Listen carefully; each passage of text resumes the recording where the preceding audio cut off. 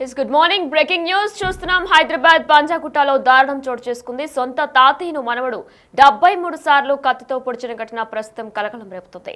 అయితే దీని గురించి పూర్తి డీటెయిల్స్ లోకి వెళ్తే ఆస్తి తగాదాల నేపథ్యంలో ప్రముఖ పారిశ్రామికవేత్త వెల్జన్ గ్రూప్ సంస్థల అధినేత వెల్మటి చంద్రశేఖర్ జనార్దన్ రావు తన మనవడి చేతిలో దారుణ హత్యకు గురయ్యారు.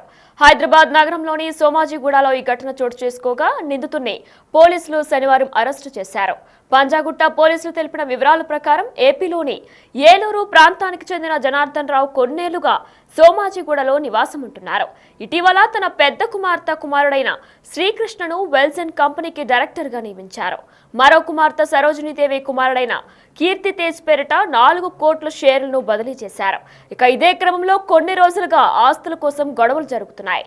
గురువారం రాత్రి సరోజినీదేవి తన కుమారుడైన కీర్తి తేజ్ తో కలిసి తండ్రి ఇంటికొచ్చారు. ఆస్తి పంపకాల విషయంలో తాతతో కీర్తి తేజ్ వాగ్వాదానికి దిగాడు. తండ్రికి టీ ఇచ్చేందుకు సరోజినీదేవి ఇంట్లోకి వెళ్లగా ఇదే అదనుగా కీర్తి తేజ్ తన వెంట తెచ్చుకున్న కత్తితో తాతను 73 సార్లు పొడిచాడు.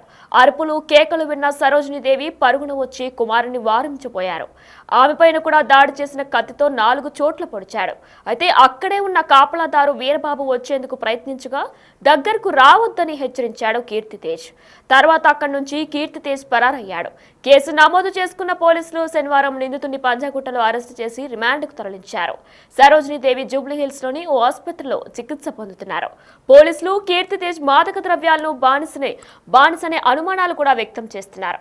అయితే జనార్దన్ రావు ఏలూరు ప్రభుత్వ ఆసుపత్రికి పలు దఫాలుగా 40 కోట్లు, తిరుమల తిరుపతి దేవస్థానానికి 40 కోట్లు విరాళాలు ఇచ్చారు.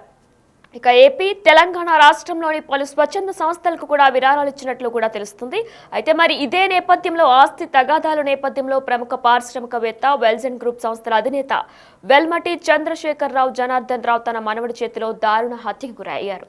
ఇదే అంశంపై పూర్తి డీటెయిల్స్ మా ప్రతినిధి సుజాత అందిస్తారు.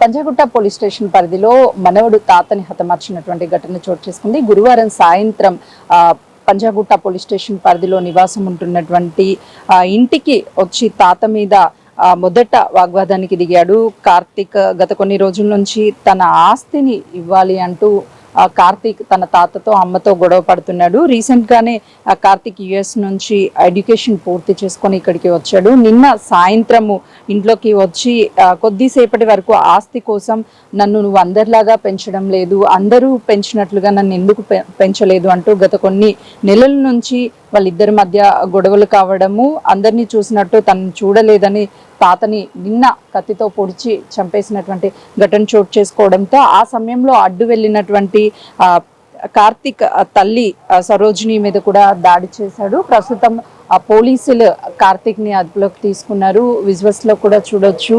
ఇక్కడికి పోలీసులు చేరుకొని చుట్టుపక్కల ఉన్నటువంటి సీసీ కెమెరాలన్నిటిని కూడా అబ్జర్వేషన్ చేస్తున్నారు.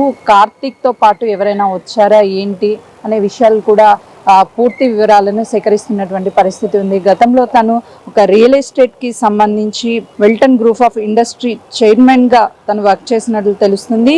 ఆ గత కొన్ని రోజుల నుంచి అటు సరోజ భర్త బెంగళూరులో ఉండడం, ఆ తర్వాత ఇక్కడ కేవలము సరోజిని తండ్రి జనార్దని ఒక్కడే ఉండడంతో సరోజిని ఇక్కడికి వచ్చి తనతో పాటు నివాసం ఉంటుంది. కార్తీక్ యుఎస్ నుంచి తిరిగి వచ్చిన తర్వాత తను ఈ ఫ్యామిలీ మెంబర్స్ అంతా గొడవ పడి లాక్నో హిల్స్ లో తను నివాసం ఉంటున్నాడు ఫ్రెండ్స్ తో. నిన్న సాయంత్రము ఇక్కడికి వచ్చినటువంటి సమయంలో తన కత్తిని తీసుకువచ్చాడు అని చెప్పేసి పోలీసులు చెప్తున్నారు. ఆ కత్తితోనే అడ్డు వెళ్ళినటువంటి తల్లి మీద దాడి చేయడంతో పాటు తన తాతని కూడా చంపేసినటువంటి ఘటన చోటు చేసుకుంది. చుట్టుపక్కలంతా కూడా కమర్షియల్ అంటే షాపింగ్ మాల్స్ ఇవన్నీ ఉన్నాయి.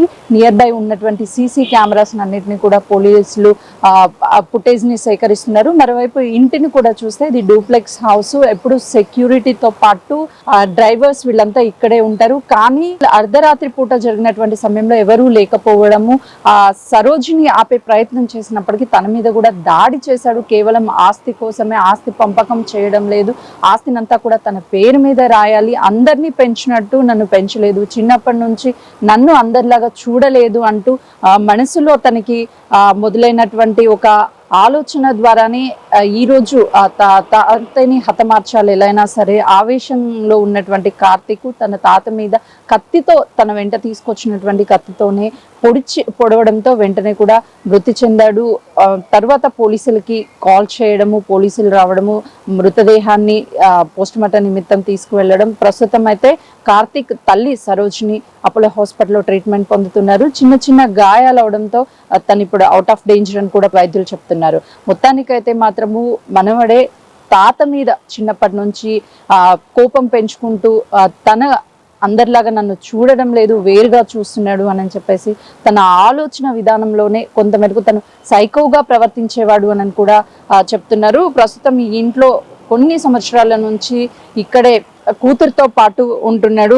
ఎప్పుడు కార్తీక్ తనతో కలిసి ఉండేవాడు కాదు, కొంతమేరకు దూరంగా ఉండేవాడు, ఆస్తి మాత్రమే అడిగేవాళ్ళని చెప్తున్నాడు. సరోజిని భర్త బెంగళూరులో జాబ్ చేస్తూ ఉంటాడు, జనార్దన్ రావు ఒక్కడే ఉంటున్నాడు అని చెప్పేసి సరోజిని తన తండ్రితో చేదోడు వాదోడుగా ఉండాలి అని చెప్పేసి ఇక్కడికి వచ్చింది. కానీ కార్తీక్ ఇంటికి వస్తున్నాడంటే ఎప్పుడు భయంగా ఉండేది, ఆస్తి కోసం ఏం గొడవ చేస్తాడు ఏమో అనే ఒక టెన్షన్ ఉండేదని చెప్తున్నారు. ప్రస్తుతం అక్కడ ఉన్నటువంటి సీసీ కెమెరాస్ కూడా చూడొచ్చు. లోపలికి వెళ్ళేటువంటి కార్తీక్ లోపలికి వెళ్ళేటువంటి విజువల్స్, ఆ తర్వాత పొడిచి బయటికి వచ్చినటువంటి విజువల్స్ అవన్నీ కూడా ఆ సీసీ కెమెరాలో రికార్డ్ అయ్యి ఉండొచ్చు అని చెప్పుకోవచ్చు. పోలీసులు అయితే వీటన్నిటికీ సంబంధించినటువంటి డీటెయిల్స్ అన్నిటినీ స్వీకరిస్తున్నారు. చుట్టుపక్కల ఉన్నటువంటి సీసీ కెమెరాల్లో కూడా ఫుటేజ్ అంతా బయటికి తీస్తున్నారు. ప్రస్తుతం కార్తీక్ అయితే పోలీసులు రిమాండ్కి తరలించారు. మరోవైపు సరోజిని అపోలో హాస్పిటల్లో వైద్యం అందుతుంది. కెమెరామెన్ శ్రీకాంత్తో సుజాత, పంజాగుట్ట పోలీస్ స్టేషన్. ఆస్తి వివాదం ప్రముఖ పారిశ్రామికవేత్త హత్యకు దారితీస్తుంది. ఆస్తి పంచి ఇవ్వడం లేదని తాతను సొంత మనవడే కత్తితో పొడిచి హత్య చేశాడు. అడ్డుకోబోయిన తల్లిపై కూడా దాడి చేశారు. ఈ ఘటన గురువారం రాత్రి బేగంపేట ఏరియాలో చోటు చేసుకుంది. ఈ హత్య గురించి పోలీసులు తెలిపిన వివరాల ప్రకారం వెలమటి చంద్రశేఖర్ జనార్దన్ రావుకు పటాన్ చెరువు బాల్నగర్ పారిశ్రామిక వాడల్లో పరిశ్రమలున్నాయి. ఆయన కుమార్తె సరోజినీ దేవి భర్తతో విభేదాలు రావడంతో తండ్రి వద్దే ఉంటుంది. ఆమె కుమారుడు కిల్లారు కీర్తితేజ్ తల్లిదండ్రులతో కాకుండా వేరుగా ఉంటున్నారు. అయితే కొంతకాలంగా వీరి కుటుంబంలో ఆస్తి పంపకాల విషయంలో గొడవలు చోటు చేసుకుంటున్నాయి. కొన్ని రోజుల కిందట జనార్దన్ రావు తన మనవడు కీర్తితేజ్కు 4 కోట్ల వరకు డబ్బులు ఇచ్చారు. ఆ తర్వాత తనకి ఇంకా డబ్బులు కావాలని, తనను సరిగ్గా పెంచలేదని తాతతో తరచూ గొడవ పడేవాడు. ఇక ఇదే నేపథ్యంలో గురువారం రాత్రి 11 గంటల సమయంలో తాత జనార్దన్ రావు ఇంటికి కీర్తితేజ్ వచ్చాడు. తన ఆస్తి పంచి ఇవ్వాలని గొడవ పెట్టుకున్నాడు. గొడవకు దిగిన కీర్తితేజ్ను తల్లి సరోజినీదేవి వారించింది. ఇక ఇదే సమయంలో కోపంతో తన వెంట తెచ్చుకున్న కత్తితో తాతను 73 సార్లు పొడిచి చంపాడు. తల్లి అడ్డురాగా ఆమె పైన కూడా దాడి చేశాడు. కత్తిపోట్లతో గాయపడ్డ జనార్దన్ రావు అక్కడికక్కడే మృతి చెందారు. కాసేపటికి తేరుకున్న సరోజినీదేవి తన కుటుంబ సభ్యులకు సమాచారం అందించారు. కుటుంబ సభ్యులు వచ్చి సరోజినీదేవిని చికిత్స కోసం ఆసుపత్రికి తరలించారు. ఆ తర్వాత పోలీసులకు సమాధానం ఇచ్చారు. జనార్దన్ రావు కుమారుడు గంగాధర్ శ్రీనివాస్ ఫిర్యాదు మేరకు పంజాగుట్ట పోలీసులు కేసు నమోదు చేశారు. అయితే దర్యాప్తు జరుగుతుంది. నిందితుడు కీర్తితేజ్ పోలీసులు అదుపులో తీసుకున్నట్టు కూడా సమాచారం అందుతుంది. జనార్దన్ రావు మృతి పట్ల ప్రముఖులు దిగ్భ్రాంతి వ్యక్తం చేస్తున్నారు.